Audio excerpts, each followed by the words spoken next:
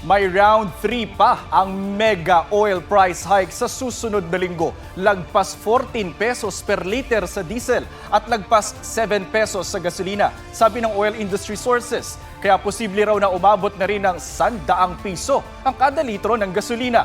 Sa gitna yan, isang gas company ang nag-anunsyo ng 5 pisong rollback sa 6 nilang gasolinahan. Ang pagbibigay naman ng ayuda sa mga tricycle driver may problema pa rin. May report si Ian Cruz. Palaisipan pa kung hanggang kailan tatagal ang giyera sa Middle East. Kaya wala rin katiyakan kung hanggang kailan aalagwa ang presyo ng petrolyo. Dahil sa pulsa pagmahal ng petrolyo, ang mga bilihin at ang palitan ng piso kontra dolyar, maaring sumipa ang inflation habang matamlay ang ekonomiya. Nakikita natin sa pagtaas ng presyo ng gasolina at sa pagtaas ng presyo ng iba't ibang mga bilihin at sa gagawin na karampatang mitigation efforts ng ating monetary authorities, maaari po tayo magkaroon ng stagflation, a stagnant growth and higher inflation. Sa pag-ikot ni Pangulong Bongbong Marcos sa isang pabrika ng mga dilata, iniutos niyang tiyaking sapat ang supply at stable ang presyo ng mga pagkain. Basta kung hindi tataas ang presyo hanggat kaya nila. Kaya siguro mga 1 buwan, yung iba baka 2 buwan, hindi magagalaw yung presyo. Hakbang din daw para pasiglahin ang ekonomiya ang utos ng Pangulo na ilabas ang mahigit 18 billion pesos na budget para sa mga DPWH project.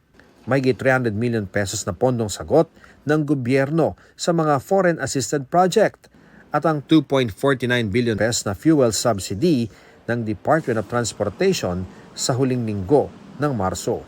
Ang fuel subsidy ng DOTR nalayon daw na hindi na ipasa sa mga commuter ang epekto ng oil price hike matapos pahintuin ng Pangulo ang mga nakakasang fare hike. Iba pa sa ayudang inilalabas ng DSWD. Sa ngayon, mga tricycle driver muna sa Metro Manila ang nabibigyan. Sa sunod na linggo naman, ang mga tsuper ng TNVS, jeepney, service delivery at motorcycle taxi. Ayon sa DSWD, pagdating sa mga city bus drivers at mga driver ng regular na mga taxi, ang DOTR na raw ang bahala sa kanilang ayuda dahil manageable naman daw ang kanilang bilang. Kahit holiday ngayon, may isinagawa pa ring payout. Pero sa Quezon City, may mga tricycle driver pa ring hindi nakatanggap ng ayuda dahil wala sa listahan na inaayos pa ng LGU. O anong makukuha namin?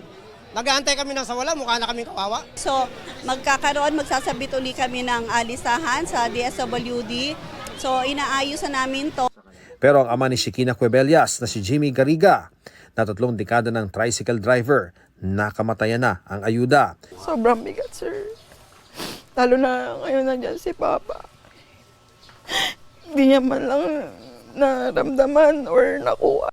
Noong Martes pa pumila si Shekinah para sa ama niyang March 2 pa pabalik-balik sa ospital at naka-nasogastric tube pa. Pero kahit bitbit ang medical certificate ng ama mula sa ospital, hindi anya maiabot sa kanya ang ayuda para kay Mang Jimmy. Nagturo-turo na po kung sino pong pwedeng kakausap sa akin dahil nga po si Papa ang nasa master list pero ako po yung magsasign. Bawal daw po yun. Ayon sa DSWD, tinitiyak lang nilang mapupunta sa totoong beneficiary ang ayuda. Ang mga nagkasakit o may ibang makatwirang dahilan naman, maaari pa rin makakuha ng ayuda. Nalulungkot kami sa pangyayari. Hindi ko alam tong particular case na to, but we'll look into it on how else we can improve the system. Pinuntahan na ng DSWD ang burol ni Mang Jimmy para makuha ang mga requirement para sa burial assistance. Nabigyan din daw siya ng medical assistance noong nasa ospital pa. Ian Cruz nagbabalita para sa GMA Integrated News.